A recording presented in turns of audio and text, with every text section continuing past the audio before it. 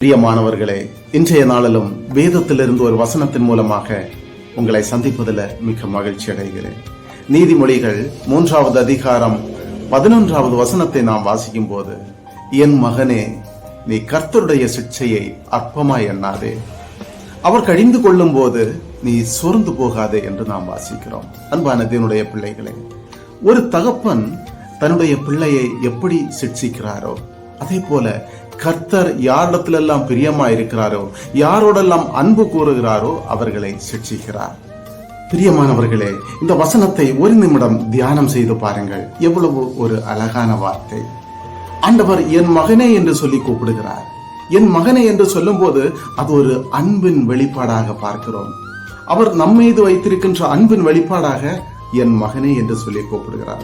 அதே போலத்தான் ஒரு தகப்பன் தன்னுடைய பிள்ளையை எப்போது சிட்சிக்கிறார் என்றால், தன்னுடைய பிள்ளை வழி தவறி திரியும் போது, தன்னுடைய பிள்ளை மேல் உள்ள பாசத்தின் நிமித்தம் தன்னுடைய பிள்ளையை பற்றி அடுத்தவர்கள் குறை சொல்லக்கூடாது என்ற ஒரு காரணத்திற்காகத்தான் தன்னுடைய பிள்ளையை சிட்சிக்கிறார். அதே போலத்தான் ஆண்டவரும் யாரிடத்தில் பிரியமா இருக்கிறாரோ, யாரிடத்தில் எல்லாம் அன்பு கூறுகிறாரோ அவர்களை சிட்சிக்கிறார்.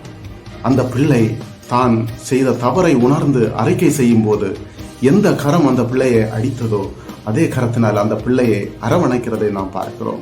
அதே போலதான் ஆண்டவரிடத்துல நம்முடைய தவறுதல்களை நாமும் அறிக்கை செய்யும் போது ஆண்டவர் நம்மை அணைக்கிறவராக காணப்படுகிறார். மட்டுமல்ல, உங்களிடத்துல இன்னும் அன்பு செலுத்தி உங்களை ஆசீர்வதிக்கிற தேவனாக இருக்கிறார். God bless you.